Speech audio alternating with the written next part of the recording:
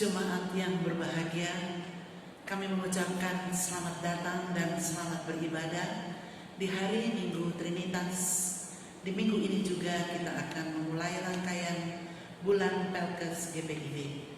Kiranya ibadah yang kita laksanakan saat ini berkenan di hadapan Tuhan dan kita diberkati olehnya. Pemberitaan firman akan disampaikan oleh Pendeta Samuel Cornelius K. STH. Pada saat tangan terlipat dan pikiran mengembara, hati yang penuh tanya bergumam, kapan situasi seperti ini akan berlalu? Maka sebenarnya di saat itulah kita sedang menaruh kepercayaan seutuhnya pada Sang Pemilik kehidupan. Saat mata memandang, mengingat indahnya persekutuan yang dianugerahkan Tuhan, lalu hati yang penuh tanya pun kembali bergumam, kapan kita dapat berkumpul kembali dalam persekutuan di gereja? Maka sebenarnya di saat itulah tanpa disadari jiwa kita merindukan suasana saling menguatkan di tengah persekutuan bersama Sang Kepala Gereja. Saat di telinga kembali terngiang hiruk pikuk pelayan di tengah persekutuan, lalu hati yang penuh tanya lagi-lagi bergumam, apa yang dapat kami lakukan di masa-masa seperti ini untuk tetap melayani dan bersaksi tentang kehadiran Tuhan? Maka sebenarnya di saat itulah jiwa kita sedang tergerak untuk melayani Sang Sumber berkat lewat pelayanan dan kesaksian kita bagi mereka yang sungguh membutuhkan.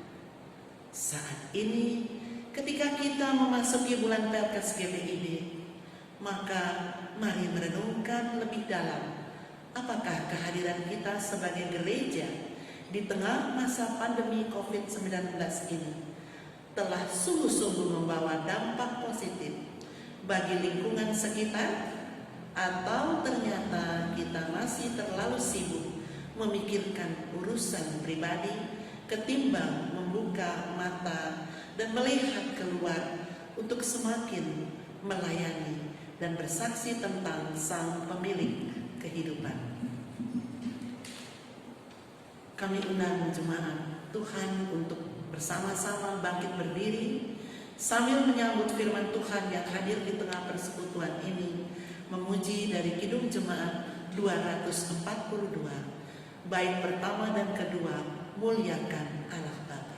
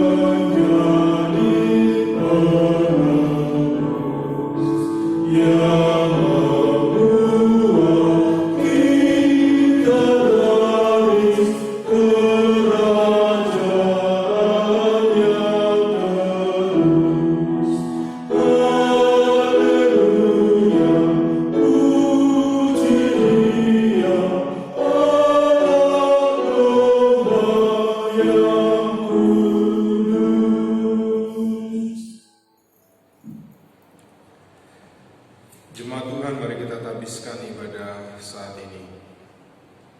Pertolongan kita adalah dalam nama Tuhan yang menjadikan langit dan bumi.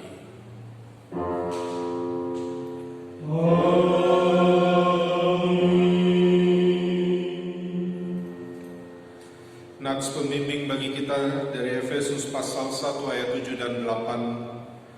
Sebab di dalam Dia dan oleh darahnya kita beroleh penebusan, yaitu pengampunan dosa, menurut kekayaan kasih karunia-Nya yang dilimpahkannya kepada kita dalam segala hikmat dan pengertian. Terimalah salam, kasih karunia dan damai sejahtera dari Allah Bapa dan Kristus Yesus Juru Selamat kita menyertai kamu dan menyertai juga.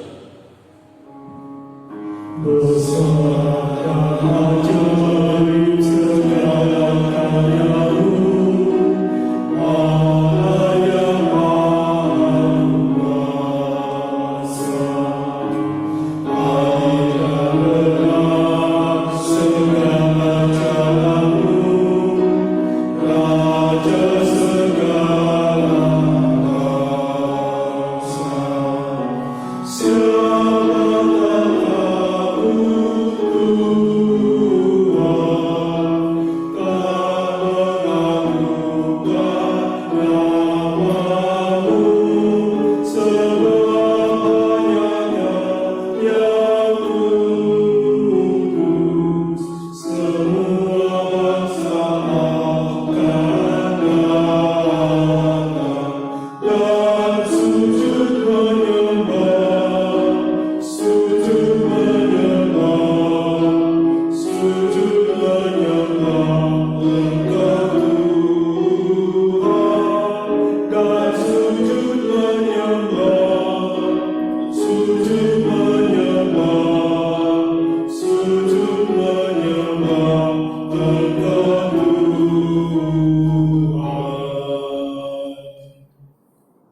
Jemaat yang dikasihi Tuhan, dipersilahkan duduk kembali. Saudara-saudara jemaat yang dikasihi Tuhan, marilah dengan segala kerendahan hati kita akan mengaku dosa-dosa kita di hadapan-Nya. Mari kita berdoa. Dalam keraguan kami tersungkur di bawah kaki salib-Mu ya Tuhan, bersehati menggumuli keadaan kami saat ini, ketika beragam kerinduan bergejolak dalam hati nurani, kerinduan agar pandemi COVID-19 ini segera berlalu, kehausan akan indahnya persekutuan di tengah jemaat-Mu, bahkan keraguan dalam berpikir tentang apa yang harus dilakukan agar dalam situasi seperti ini pun ada banyak jiwa-jiwa yang tetap merasakan pertolongan-Mu. Dalam keterbatasan kami sujud memohon pengampunan-Mu ya Tuhan. Jika dalam masa-masa ini kami menyurutkan niat kami untuk terus melayani dan bersaksi tentang kebaikan-Mu, ketika kami terlalu khawatir sehingga hanya memikirkan keselamatan pribadi, bahkan hal paling sederhana untuk mendoakan mereka yang dalam pergumulan pun sampai terlupakan. Semua hanya karena ketakutan dan kekhawatiran kami. Dan dalam kenistaan kami mengakui ya Tuhan, saat ada masa di mana kami diizinkan untuk bersekutu dalam ruang lingkup keluarga, kami pun lalai. Kekhawatiran membuat kami hanya mementingkan diri sendiri sampai lupa bahwa Engkaulah Tuhan, Sang Pemilik kehidupan. Ampunilah kami ya Tuhan.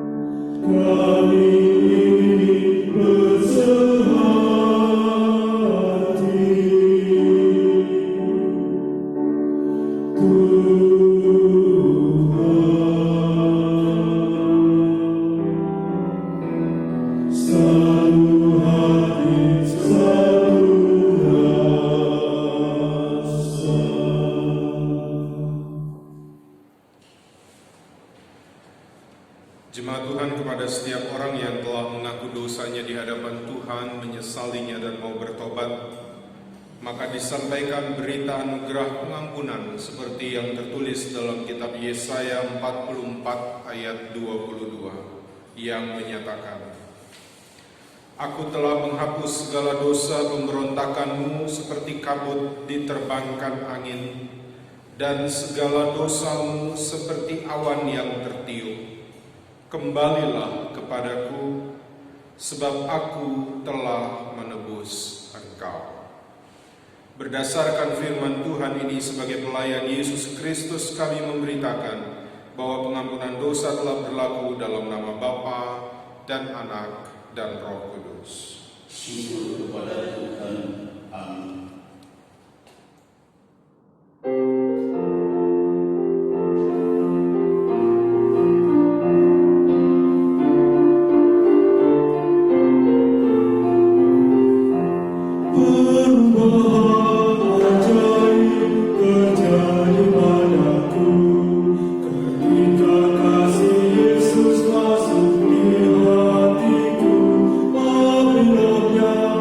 Kudus,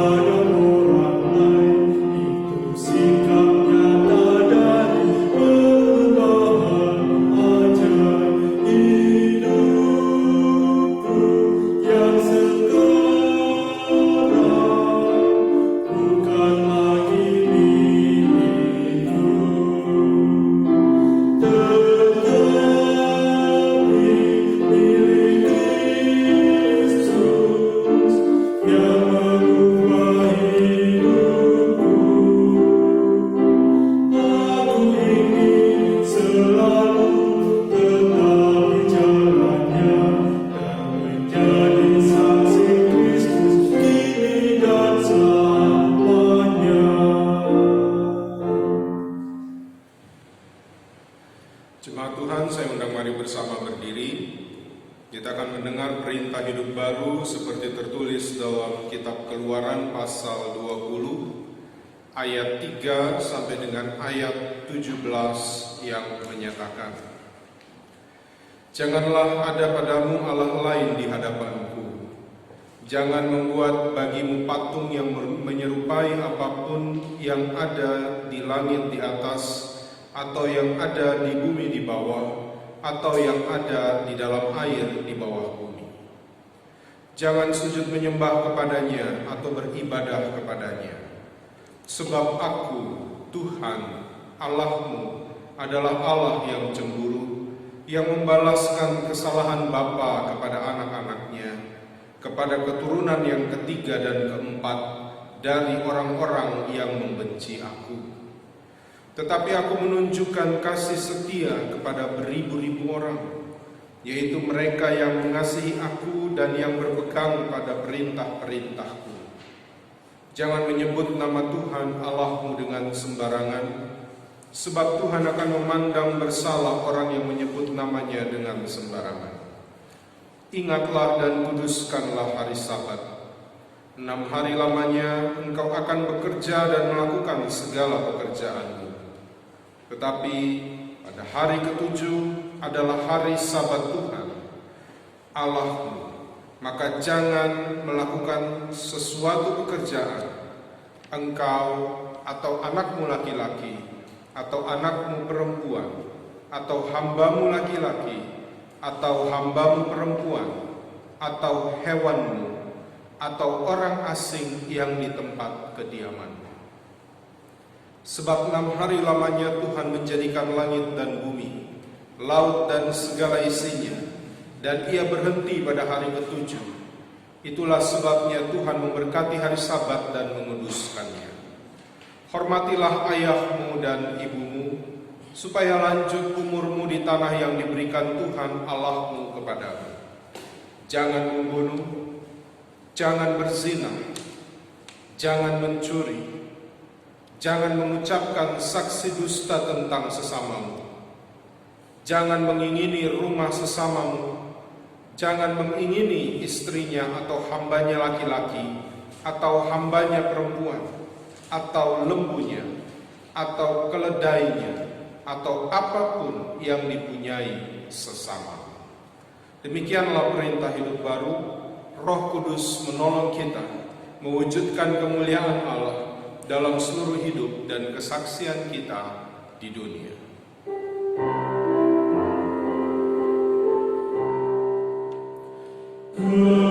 Kemuliaan bagi Bapa, Putra, dan Roh Kudus, seperti semula, kini dan terus, dan kekal selama-lamanya.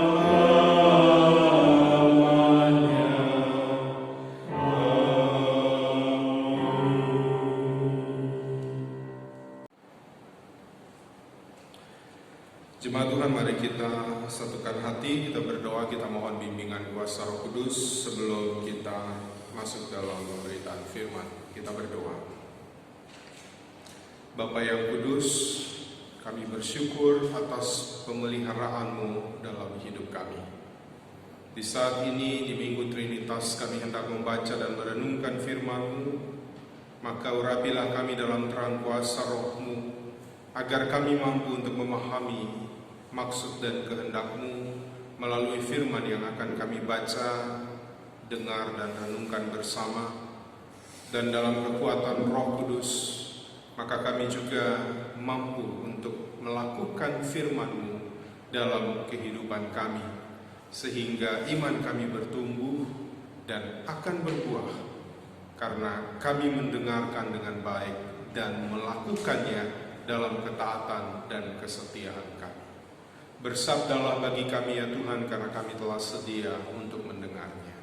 Dalam nama Tuhan Yesus, firman yang hidup dan berkuasa, kami berdoa. Amin. Jemaat Tuhan, marilah berdiri untuk mendengar firman Tuhan yang dibacakan dari Alkitab Haleluya. Haleluya, haleluya, pujilah Tuhanmu selamanya, haleluya. Nyanyikan soralah, agungkan namanya, pujilah Tuhanmu selamanya, haleluya. Jemaat yang dikasihi oleh Tuhan Yesus Kristus, pembacaan Alkitab hari ini pada hari Minggu ini terambil dari kitab Efesus pasal 1 ayat 3 sampai dengan yang ke-14. Sekali lagi bacaan kita hari ini Efesus 1 ayat 3 sampai yang ke-14 yang menyatakan demikian pembacaan Alkitabnya. Kekayaan orang-orang yang terpilih. Terpujilah Allah dan Bapa Tuhan kita, Yesus Kristus, yang dalam Kristus telah mengaruniakan kepada kita segala berkat rohani di dalam surga. Sebab di dalam Dia Allah telah memilih kita sebelum dunia dijadikan, supaya kita kudus dan tak bercacat di hadapannya.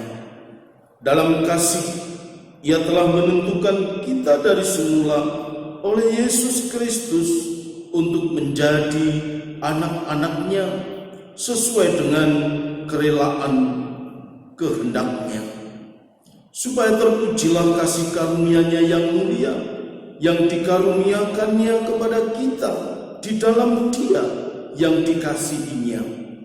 Sebab di dalam Dia dan oleh darah-Nya kita beroleh penebusan, yaitu pengampunan dosa menurut kekayaan kasih karunia-Nya yang dilimpahkannya kepada kita dalam segala hikmat dan pengertian. Sebab Ia telah menyatakan rahasia kehendak-Nya kepada kita sesuai dengan rencana kerelaan-Nya, yaitu rencana kerelaan yang dari semula telah ditetapkannya di dalam Kristus sebagai persiapan penggenapan waktu untuk mempersatukan di dalam Kristus sebagai kepala segala sesuatu, baik yang ada di surga maupun yang di bumi. Aku katakan di dalam Kristus, karena di dalam Dialah kami mendapat bagian yang dijanjikan. Kami yang dari semula ditentukan untuk menerima bagian itu sesuai dengan maksud Allah yang di dalam segala sesuatu bekerja menurut keputusan kehendak-Nya, supaya kami yang sebelumnya telah menaruh harapan pada Kristus boleh menjadi puji-pujian bagi kemuliaan-Nya. Di dalam Dia kamu juga, karena kamu telah mendengar firman kebenaran, yaitu Injil keselamatanmu, di dalam Dia kamu juga, ketika kamu percaya, dimeteraikannya dengan Roh Kudus yang dijanjikannya itu. Dan Roh Kudus itu adalah jaminan bagian kita sampai kita memperoleh seluruhnya, yaitu penebusan yang menjadikan kita milik Allah untuk memuji kemuliaan-Nya.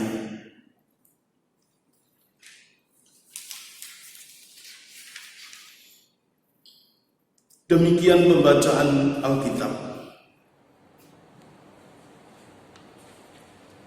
Hendaklah firman Tuhan dengan segala kekayaannya diam di antara kamu dan ucaplah syukur kepada Allah.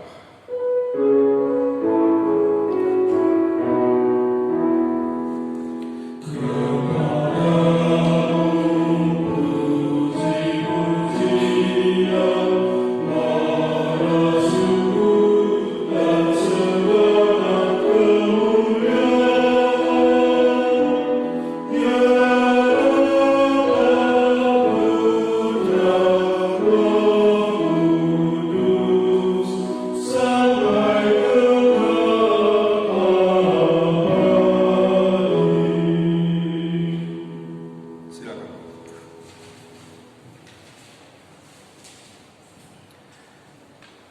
Saudara-saudara jemaat yang dikasihi Tuhan, Shalom.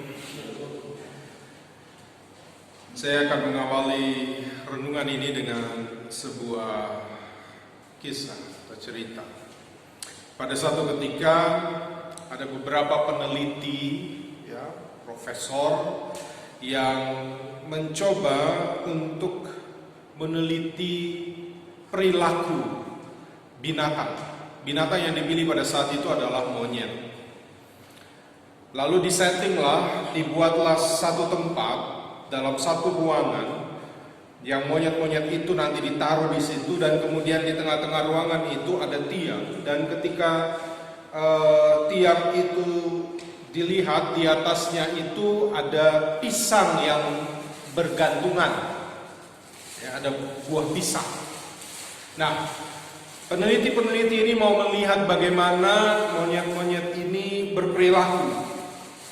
Nah, ketika monyet-monyet, ada 4 ekor monyet yang diberi tanda, kemudian dimasukkan dalam ruangan itu, kemudian mereka sedang bermain-main, lagi asik bermainnya di dalam ruangan, di dalam kandang itu. Kemudian ketika mereka melihat, pada saat capek bermain, kemudian mereka melihat bahwa di atas ada pisang, maka satu monyet mencoba untuk naik. Satu ekor monyet itu mencoba untuk naik, untuk menggapai pisang itu supaya dia bisa makan. Nah, cuma peneliti-peneliti ini di bagian atas, paling atas dari tiang itu, setelah pisang, ada diletakkan oleh mereka satu ember berisi air es, air dingin, yang mereka pakai ketika monyet-monyet ini coba naik. Dan pada saat dia mau menggapai pisang, maka air dari ember itu ditumpahkan. Monyet pertama mencoba. Pada saat dia mencoba, sudah senangnya dia mau mengambil buah pisang, air es itu ditumpahkan. Jatuh dia, kaget. Karena ketika dia sedang berpegang dan pada saat mau mengambil buah pisang, air es itu ditumpahkan kepadanya, dan dia kaget, dia sampai lepas dan jatuh. Monyet yang kedua mencoba. Hal yang sama. Begitu mau diambil, ditumpahkan air es itu, monyet kedua jatuh. Yang ketiga juga coba, sama kejadiannya. Sampai yang keempat juga coba, sama kejadiannya. Nah, yang unik adalah ember itu disiapkan cuma untuk 4 ekor monyet ini. Dan dalam penelitian ini akhirnya para peneliti mengeluarkan 1 ekor monyet di antara 4 yang pertama ini, dan memasukkan monyet yang baru 1 ekor. Jadi mereka tetap berempat. Nah, monyet yang baru masuk ini lagi asik-asik main, dan kemudian dia lihat pisang. Pada saat monyet ini mau naik, 1 monyet tarik sama dia. Ditarik, turun. Nah, peneliti itu melihat monyet ini kayaknya berbincang dengan bahasanya. Dan dalam bahasanya mau bilang, jangan naik. Nanti kamu begitu mau ambil pisang, kamu akan basah. Akhirnya dia nggak jadi naik. Monyet yang baru masuk ini nggak jadi naik. Kemudian ditukar lagi. Dari 3 yang pertama dan 1 yang baru masuk. Diambil lagi dari yang lama ini, dikeluarkan. Dimasukkan 1 ekor lagi yang baru, jadi 2 lama, 2 baru. Kemudian yang baru, paling baru masuk, yang paling terakhir, begitu lihat pisang, namanya juga monyet, dia tertarik sekali, dan ketika dia mau naik, bayangkan, 2 yang lama dan 1 yang baru, yang gak pernah kena air, tarik dia yang paling terakhir ini, dan bilang, berbicara, jangan ambil, nanti kena air kamu, basah kuyup, airnya dingin sekali. Bahasa monyet kira-kira bilang begitu. Dilanjutkan, dari 2 yang lama, ditarik lagi keluar 1, dimasukin lagi seekor yang baru. Jadi yang lama cuma 1, dan yang 3 ini baru. Yang 3 ini gak pernah kena air. Nah, yang paling terakhir ini, lihat pisang, nalurinya langsung senang dan coba untuk naik. Bapak Ibu bayangkan, 3-tiganya tarik lagi dia turun. Dan bilang jangan naik. Itu ada jebakan. Dan yang menarik adalah dari 4 ekor ini, yang paling pertama dikasih masuk tadi tinggal 1 ekor, diambil keluar dan dikasih masuk 4. 1 ekor lagi, berarti 4 ini yang sekarang di dalam kandang itu, di dalam ruangan itu sebenarnya nggak pernah kena air es. Tapi yang paling terakhir seperti biasa, naluri seekor monyet, dia naik ingin mengambil pisang dan 3 yang lainnya tetap tarik dia tuh. Untuk bilang bahwa jangan naik, ada jebakan. Padahal air di ember di atas itu sudah habis, hanya disediakan untuk 4 ekor monyet yang pertama. Tetapi 4 ekor monyet yang terakhir, mereka akhirnya tidak mencoba dan tetap diam, tidak mencoba mengambil pisang itu, walaupun mereka gak pernah kena siram dari atas. Nah, Bapak Ibu dan Saudara, ini hal yang menarik. Saya bukan mau menyamakan kita dengan monyet, bukan. Tetapi penelitian ini penting untuk mau mengingatkan kita bahwa seringkali kita juga seperti itu. Ketika mendengar nasihat, ketika mendengar apa yang disampaikan orang, kemudian itu bisa mematikan langkah kita dan membuat gambaran diri kita ini menjadi hilang. Ya, seolah-olah kita merasa bahwa nggak mampu saya nanti melakukan itu karena ada berbagai pandangan. Atau saya tidak akan pernah bisa menggapai sesuatu yang saya dambakan, yang saya inginkan, karena gambar diri yang salah dari orang-orang yang ada, yang membicarakan tentang diri kita. Dan inilah yang sedang dialami oleh jemaat Efesus, khususnya mereka yang sedang baru percaya, baru bertumbuh menjadi murid Kristus, menjadi pengikut Kristus. Mereka baru mulai percaya, kemudian mereka diperhadapkan dengan orang-orang Kristen Yahudi di jemaat itu yang menganggap mereka, kamu kalau nggak hidup di bawah hukum Taurat, kamu nggak bakalan selamat. Dan orang-orang Kristen non-Yahudi ini memang situasinya sangat terhimpit. Dalam persekutuan mereka dianggap bukan kaum bersunat dan tidak layak menerima keselamatan. Dalam dunia keseharian, dalam kehidupan sosial, mereka juga dikucilkan karena mereka sudah percaya Yesus, tidak mau menyembah kaisar, tidak mau menyembah Dewi Artemis yang sangat dipuja oleh masyarakat kota Efesus pada saat itu. Mereka benar-benar menjadi orang-orang yang terhimpit, yang membuat gambaran diri mereka itu menjadi hilang. Mereka seperti tidak mengerti tentang siapa mereka di mata Tuhan. Dan itulah mengapa Rasul Paulus sedang dalam penjara harus menulis surat ini kepada jemaat di Efesus, khususnya bagi kaum non-Yahudi, untuk menjelaskan kepada mereka siapa mereka sebenarnya. Untuk menjelaskan kepada mereka siapa mereka di mata Tuhan, bukan siapa mereka di mata orang Yahudi, bukan mereka mendengar siapa mereka di mata orang Efesus, sehingga itu membuat penilaian mereka akan diri mereka, ya berarti kami nggak bakal selamat. Dan kalau mereka sudah merasa minder, terhimpit oleh omongan orang, itu membuat mereka tidak bisa melakukan apapun, karena mereka sudah menganggap diri mereka kecil. Rasul Paulus menyampaikan surat ini, khususnya dalam bacaan kita ayat 3-14. Lembaga Alkitab Indonesia memberikan judul Kekayaan Orang-orang yang Terpilih. Rasul Paulus mau menjelaskan kepada mereka tentang gambar diri mereka, siapa mereka di hadapan Tuhan.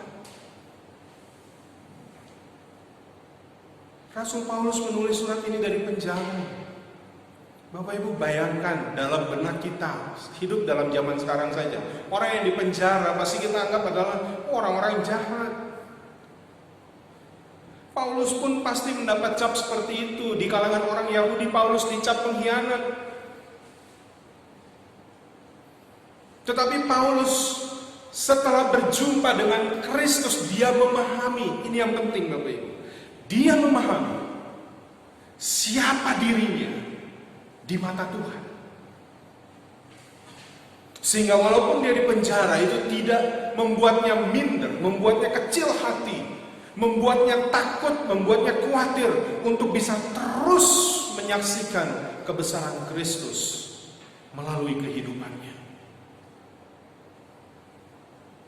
Orang Kristen di kota Efesus, khususnya mereka kaum non-Yahudi, disadarkan oleh Paulus. Itulah mengapa saya ajak kita melihat dalam bacaan kita.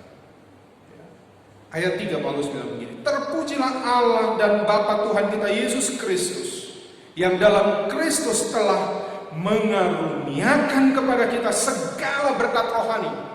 Dia bilang segala berkat rohani di dalam surga. Yang bilang kamu orang yang dipilih. Ayat 4 mengatakan demikian, sebab di dalam Dia Allah telah memilih kita. Ini dia. Kenapa Allah memilih? Berarti ada sesuatu yang spesial, ada sesuatu yang khusus, ada sesuatu yang luar biasa, sehingga Allah mau menebus hidup kita. Maka ayat 7 dia bilang, sebab di dalam Dia, oleh darahnya kita beroleh penebusan. Jangan kamu anggap dirimu bukan kaum bersunat, lalu kamu bilang kamu tidak layak. Tapi Paulus bilang, di dalam Kristus, oleh darahnya kita beroleh penebusan. Dan ayat 12, ayat 13 dia katakan lagi bahwa di dalam Kristus, di dalam Dia, kamu juga, karena kamu telah mendengar firman kebenaran, yaitu Injil keselamatan, di dalam Kristus kamu juga, ketika kamu percaya, dimateraikan dengan Roh Kudus yang dijanjikannya itu. Paulus mau mengingatkan mereka, hei, ingat Kristus yang kita percaya, Kristus yang kita sembah. Dia memilih kita, Dia menebus kita, Dia menyucikan kita, Dia menghapus dosa kita. Dan setelah itu kita dikaruniakan Roh Kudus. Supaya apa? Supaya dalam Roh Kudus itu kita mendapat jaminan bagian kita. Gak peduli siapa engkau. Tuhan gak peduli apa kata orang mengenai dirimu. Dan inilah yang penting yang mau saya sampaikan dalam firman hari ini. Kita sudah melewati masa tahun gerejawi sampai minggu Pentakosta minggu lalu, di mana kita menghayati karya Allah yang luar biasa sebagai Bapa, sebagai penebus di dalam Kristus, dan dalam kuasa Roh Kudus yang dicurahkan, yang menjamin kepada kita keselamatan. Ketika kita tahu bahwa kita adalah orang pilihan dan kita bisa menyaksikan kemurahan Tuhan. Nah, Bapak Ibu dan Saudara, maka hal yang mau saya sampaikan pada saat ini adalah ingat baik ini. Cara pandang kita tentang diri kita terkadang berbeda dengan cara pandang Tuhan tentang kita. Jangan dulu kata orang kadang-kadang tentang kita. Ya, ketika kita melihat diri kita selalu melihat ketidakmampuan kita. Kita selalu mencap diri kita tidak mampu atau tidak layak karena apa yang sudah pernah kita lakukan misalnya. Saya ambil contoh. Setiap hari kita ngaca. Ya, setiap hari saya yakin semua kita pernah berkaca. Di rumah pasti punya kaca. Naik motor aja ada kacanya. Ya. Mungkin Pak Ayub tadi turun motor, buka helm, habis buka helm biasanya lalu kita ngapain? Ngaca dulu rambutnya gimana. Yang selalu, cuma sayangnya yang selalu kita lihat ketika kita berkaca adalah kekurangan kita. Saya ambil contoh. Saya kalau berkaca di kaca yang satu badan, selalu saya berkaca dari samping. Dan saya selalu melihat, aduh, tambah besar ini pas PSBB. Ya, benar-benar bikin perut buncit. Saya melihat kekurangan saya. Kalau di kaca yang kecil yang lebih close up lagi, yang saya lihat apa dekat-dekat, aduh, rambut putihku makin banyak, rambutku makin rontok. Yang saya lihat kekurangan. Tapi tahukah saudara bahwa yang Tuhan lihat dalam diri kita itu kadang-kadang jauh lebih daripada kita melihat diri kita tentang kita. Saya ambil analogi sederhana. Saya punya uang di sini 10.000. Bank Indonesia menetapkan nilai kertas ini 10.000 rupiah.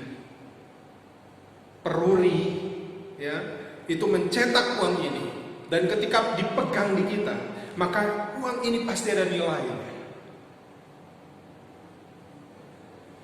Yang saya mau katakan dari ilustrasi ini adalah biar uang ini dilipat-lipat, ya, dan kemudian lecek, jatuh. Kalau jatuh dan kita nggak tahu, nggak pakai lama, maka bisa diangkat orang. Kenapa? Karena orang tahu walaupun itu sudah jatuh, nilainya tetap 10.000. Kita karena menganggap diri kita sudah lusuh, kita noda karena dosa, kita melakukan kesalahan yang besar. Tetapi di mata Tuhan, engkau tetap bernilai. Siapapun engkau, kata Tuhan Yesus gini, bukan kamu yang pilih aku, tapi aku yang pilih kamu. Kita sangat berharga. Maka yang penting adalah kita harus tahu, setiap orang harus tahu tentang siapa dirinya di mata Tuhan. Dan itu akan memampukan dia untuk memuliakan Tuhan, memampukan dia untuk menjadi saksi Tuhan dimanapun dia berada. Banyak kesaksian Alkitab yang menyatakan itu. Contohnya, ketika perempuan yang kedapatan berzina, di mata orang Farisi ahli Taurat, najis, mati.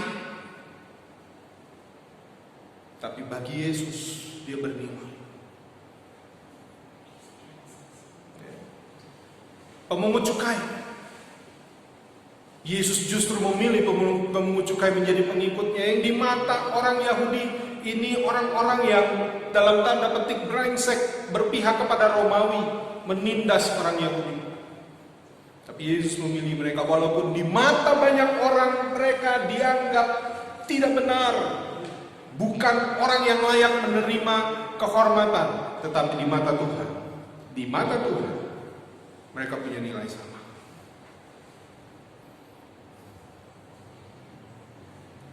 Oleh karena itu saya mengatakan kepada kita,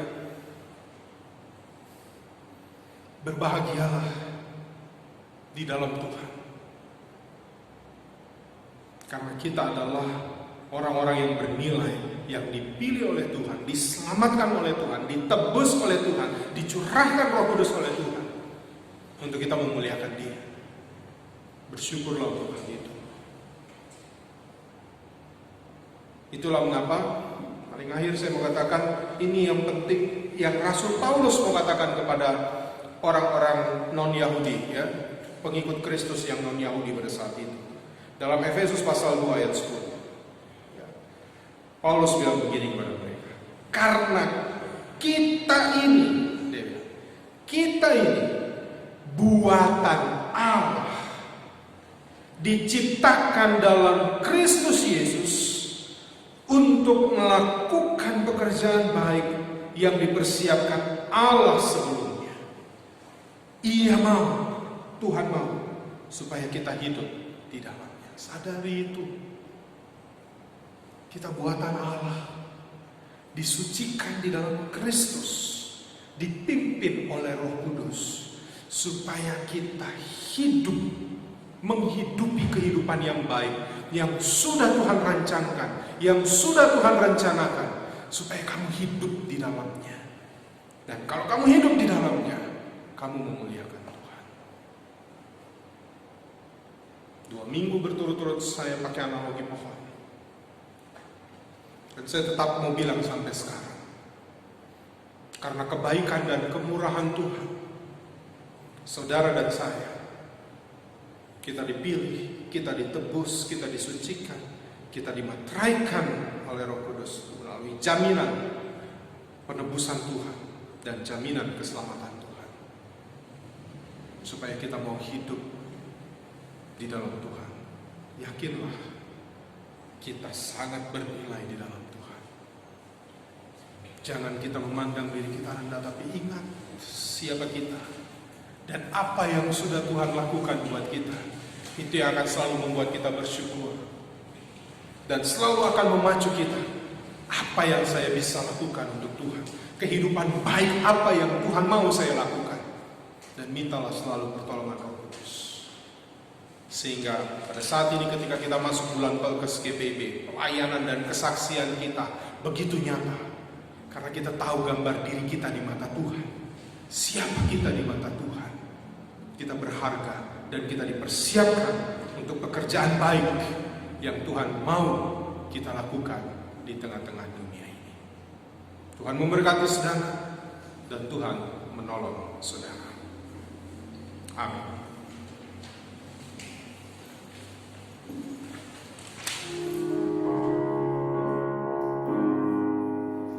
Di setiap janjiku dan setiap doaku,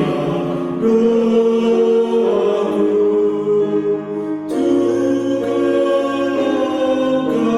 langkah imanku. Tuhan bersamaku. Tiap gunung ku letu, harapanku pun teguh, lembah Tuhan beserta, hanya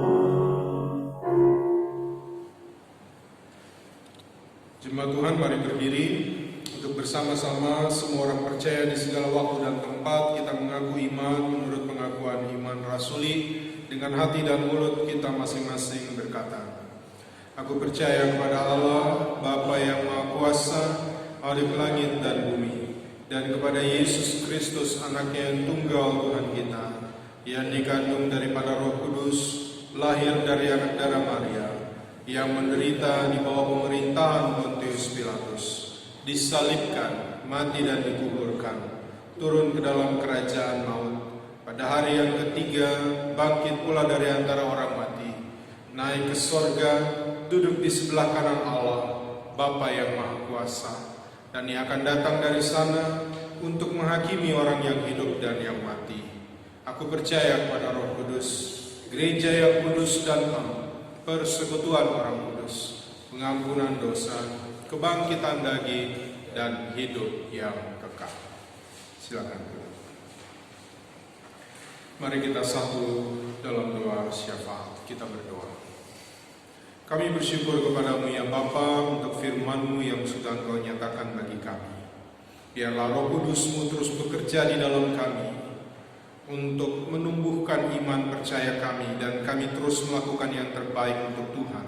Karena kami tahu bagaimana cara pandang Tuhan tentang diri kami. Tuhan sudah memilih mempersiapkan kami untuk melakukan pelayanan dan kesaksian di tengah-tengah dunia ini. Karena itu mampukan kami untuk dapat terus menjadi saksi-saksi-Mu yang taat dan setia, yang memuliakan Engkau di sepanjang kehidupan kami. Bapa di sorga, pada saat ini kami berdoa, Tuhan memberkati untuk gereja Protestan di Indonesia bagian Barat yang memasuki bulan pelayanan dan kesaksian. Walaupun gerak kami terbatas, tapi kami tetap terus mau melayani dan bersaksi bagi kemuliaan-Mu. Maka Tuhan berkati, biarlah kami semua, keluarga lepas keluarga, jemaat lepas jemaat, bahkan pribadi lepas pribadi, boleh terus menyatakan kesediaan kami melayani dan bersaksi, membantu, meringankan beban sesama kami, membawa kemurahan dan kebaikan Kristus, menyampaikan berkat Kristus kepada siapapun yang kami jumpai. Bapa di sorga, pada saat ini kami berdoa bagi GPIB Jemaat Solo Utara di Surakarta. Tuhan memberkati dalam gerak persekutuan pelayanan dan kesaksian. Semua hamba-hamba-Mu yang melayani para presbiter, unit misioner, karyawan koster, bahkan bersama jemaat selalu bahu-membahu untuk memuliakan Tuhan melalui karya pelayanan dan kesaksian yang ada. Pada saat ini kami berdoa bagi saudara-saudara kami yang sedang dalam kelemahan tubuh karena sakit dan dalam masa pemulihan maupun karena keadaan fisik yang menurun di usia yang lanjut. Kami berdoa pada saat ini bagi Ibu Mariam Subandi, Saudari Dwi Elisa Fitri, Bapak Domingus Naragale, Bapak Yuliman Siliwu, Bapak Mahmudi, Ibu Sri Mulyani Leopeno, Bapak Yosefus Nubatonis, Bapak Sudarto, Ibu Ngatira Saidi, dan Bapak Kanapi Harjo Martono. Tuhan menyertai dan menjama mereka, sehingga mereka boleh dikuatkan, dipulihkan, disembuhkan, diberikan damai sejahtera, semangat, sukacita dalam menjalani hari lepas hari. Bapa di sorga, kami juga berdoa bagi jemaat-jemaat-Mu yang masih bergumul dalam kehidupan pribadi, mereka yang masih melihat gambar diri mereka sebagai orang-orang yang tidak berdaya. Kami dalam firman-Mu, kami percaya bahwa kami semua adalah orang-orang yang boleh dipilih Tuhan, dimampukan Tuhan untuk melakukan perkara-perkara besar, untuk terus melanjutkan hidup walaupun dalam pergumulan. Dan kami percaya bahwa Tuhan akan menolong dan memberikan jalan keluar kepada mereka yang bergumul. Kami berdoa bagi mereka yang bersuka cita karena hari ulang tahun kelahiran dan perkawinan di minggu yang berjalan. Tuhan mengurapi dan Tuhan memberkati, sehingga mereka boleh selalu bersyukur dalam segala hal di hadapan Tuhan.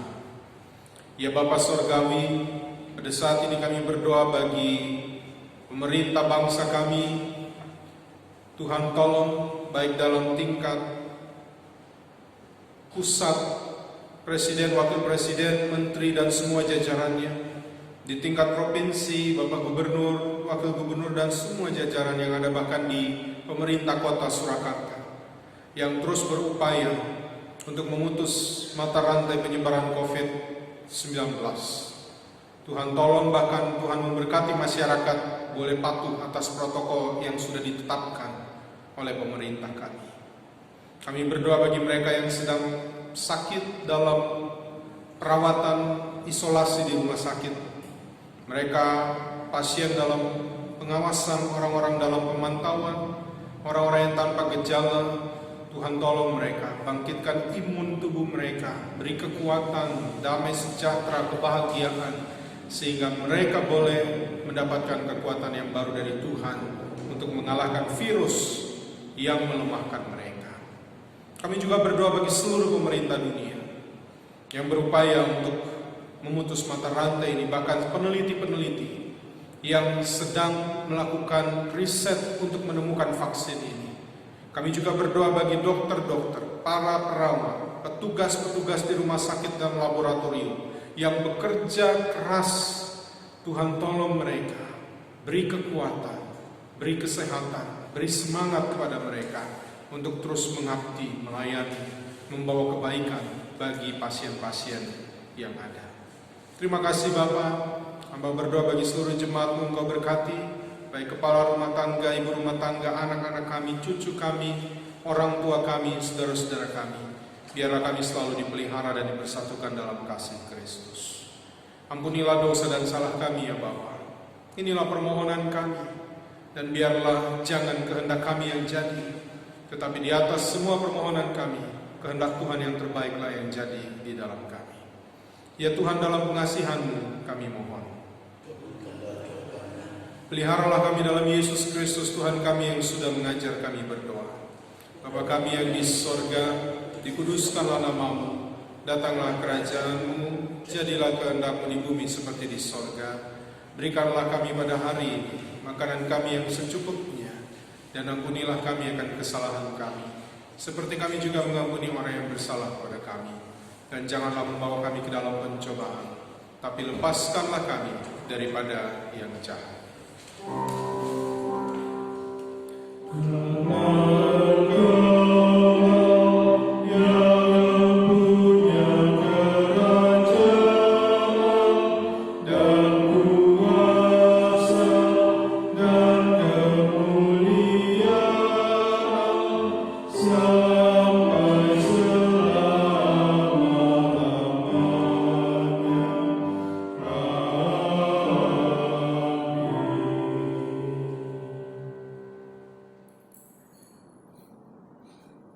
Jemaat yang diberkati Tuhan, di dalam ketulusan, kejujuran, dan dengan kerendahan hati, marilah memberikan persembahan sukarela ini sebagai bentuk ucapan syukur kepada Tuhan, sekaligus kesediaan kita memberi diri untuk terus melayani dan bersaksi tentang kebaikannya di dalam kehidupan kita dari hari ke hari.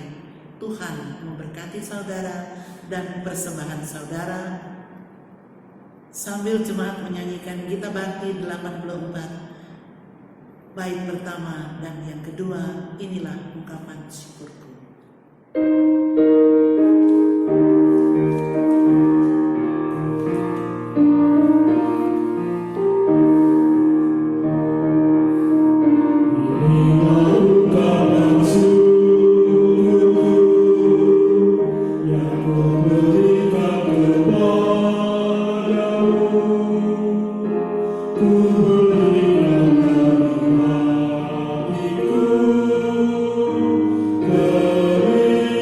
Terima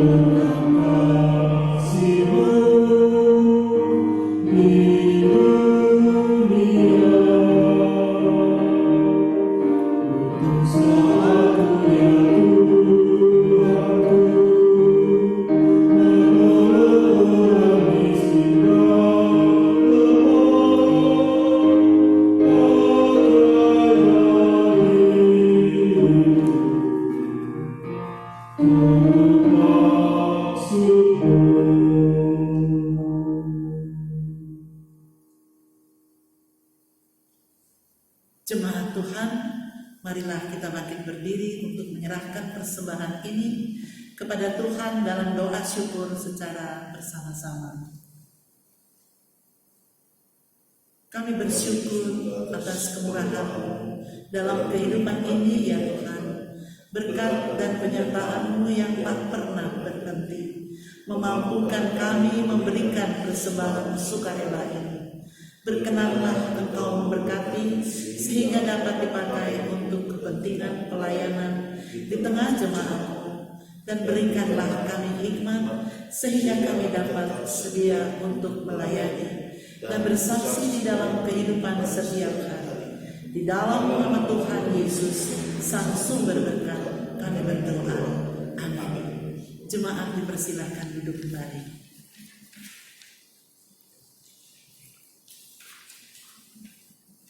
Jemaat yang berbahagia, marilah kita mendengarkan warta jemaat pada saat ini. Ibadah keluarga akan dilaksanakan di rumah jemaat masing-masing setiap hari Rabu pukul 19.30 WIB dengan menggunakan tata ibadah keluarga yang akan dibagikan melalui WhatsApp. Kedua, bagi Bapak Ibu jemaat atau simpatisan yang hendak menyampaikan persembahan persepuluhan dan persembahan syukur dapat menyerahkan ke kantor majelis jemaat atau dapat ditransfer ke rekening BRI dengan nomor 855555656 atas nama GPIB Solo Utara Surakarta. Yang ketiga, majelis jemaat mengucapkan selamat ulang tahun bagi warga jemaat yang berhari ulang tahun kelahiran dan ulang tahun perkawinan dari tanggal 7 Juni sampai 13 Juni 2020. Tuhan Yesus memberkati. Keempat, di samping disampaikan kepada seluruh jemaat agar menjalankan pola hidup bersih dan sehat, tetap di rumah saja, rajin mencuci tangan, hindari kerumunan, jika ada keperluan di rumah, selalu jaga jarak dan gunakan masker.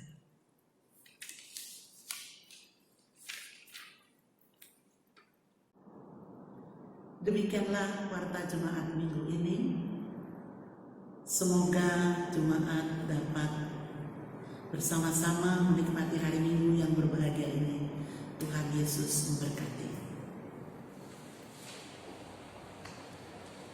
Jemaat yang dikasihi Tuhan, ada tambahan informasi yang perlu saya sampaikan. Seperti kita ketahui bersama bahwa pemerintah sudah mulai melakukan relaksasi terhadap PSBB, pembatasan sosial berskala besar, dan saat ini pemerintah Kota Surakarta juga masih mengkaji bagaimana relaksasi PSBB atau pembatasan di tengah-tengah masyarakat Surakarta, khususnya untuk ibadah di rumah ibadah yang ada.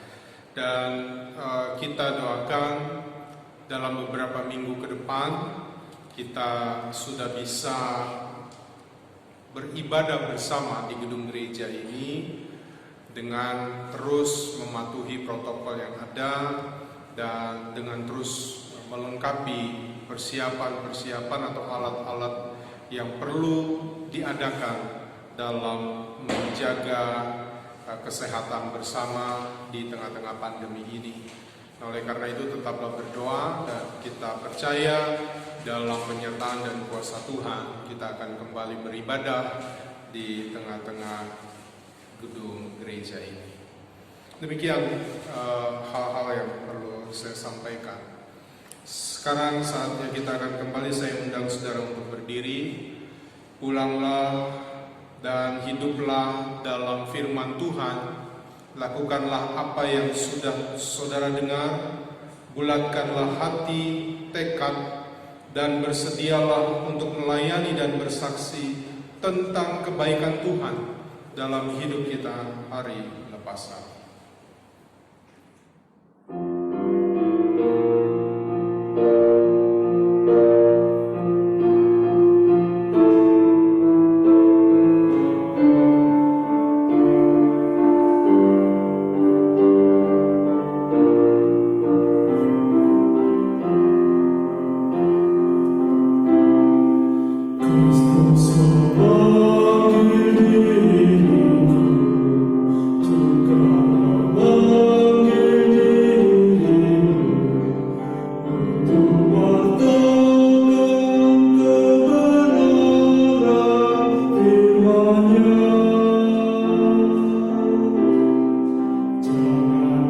Sampaikan suaranya, jangan tegakkan hatimu. Kristus memanggil dan mengutus dirimu. Dia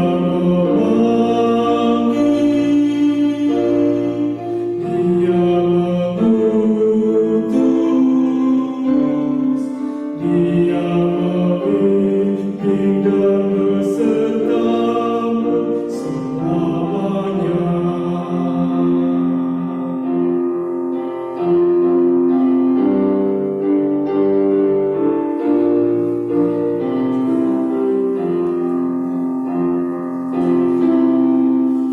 Bukanlah untuk manusia atau penguasa dunia, tetapi untuk kemuliaan Tuhanmu. Janganlah ibadah besar atau takut dan gentar. Ingatlah Tuhan bersamamu selamanya. Dia memanggil,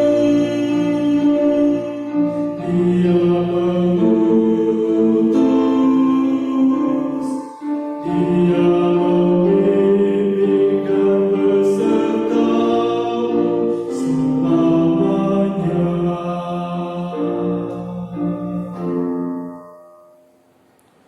Jemaat Tuhan, arahkanlah segenap hati dan pikiranmu kepada Tuhan dan terimalah berkat-Nya.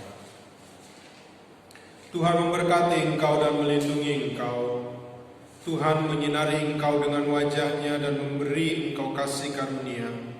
Tuhan menghadapkan wajah-Nya kepadamu dan memberi engkau damai sejahtera.